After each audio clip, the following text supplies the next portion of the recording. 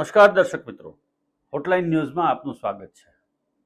સુરત શહેરના પુણા ગામ વિસ્તારમાં રહેતી 24 વર્ષીય શિક્ષિકા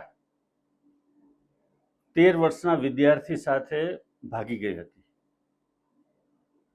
બાળક સાથે પ્રેમ કરનાર આ શિક્ષિકા ગર્ભવતી હતી અને આ શિક્ષિકાએ કોર્ટ પાસે ગર્ભપાત કરાવવા માટેની પરવાનગી માંગી હતી।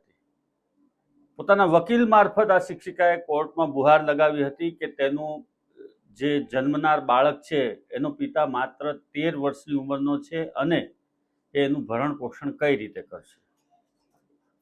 કોર્ટમાં દાખલ થયેલી આ અરજી ઉપર ચુકાદો આવ્યો છે। કોર્ટે આ શિક્ષિકાને ગર્ભપાત કરાવવા માટેની પરવાનગી આપી છે। સૌથી મહત્વની વાત એ છે કે આ શિક્ષિકા પોતાના ત્યાં ટ્યુશનમાં આવતા બાળ વિદ્યાર્થી સાથે પ્રેમ સંબંધમાં લપેટાઈ હતી। ત્યારબાદ આટલેથી ન અટકતા આ શિક્ષિકા થોડા સમય અગાઉ આ વિદ્યાર્થીને પોતાની સાથે લઈ અને રાજસ્થાન ભાગી ગઈ હતી।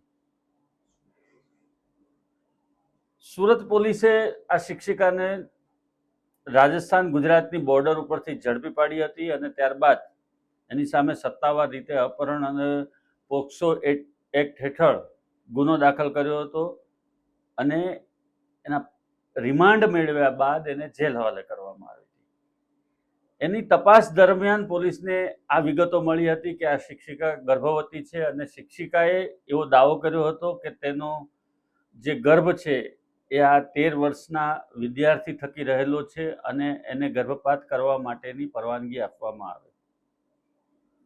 કોર્ટમાં દાખલ થયેલી આ અરજી ઉપર સરકારી વકીલ અને બંને પક્ષો દ્વારા દલીલો રજૂ કરવામાં આવી હતી।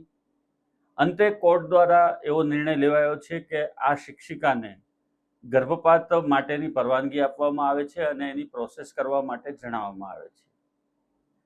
આ શિક્ષિકાનો ગર્ભ ખરેખર કોના થકી રહેલો છે એની પણ ડીએનએ તપાસ કરવામાં આવશે એવું હાલના તબક્કે જણાવવામાં આવી રહ્યું છે અને આ શિક્ષિકા ખરેખર આ વિદ્યાર્થીથી જ ગર્ભવતી બની છે કે અન્ય કોઈ સાથેના શારીરિક સંબંધને કારણે એ ગર્ભવતી બની છે એ પણ હાલ તપાસનો વિષય છે અને ડીએનએ ટેસ્ટ થયા બાદ જ આ સમગ્ર હકીકત ઉપરથી પડદો ઉચકાશે।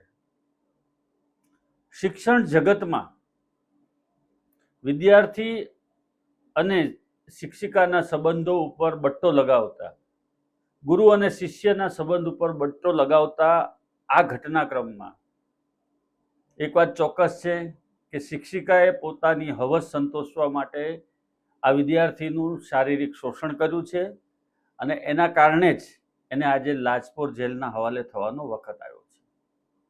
દર્શક મિત્રો, આવા જ પ્રકારના વિડીયો જોવા માટે અમારી હોટલાઇન ન્યૂઝ ચેનલને આપ લાઇક કરો, શેર કરો અને સબસ્ક્રાઇબ કરો। ધન્યવાદ।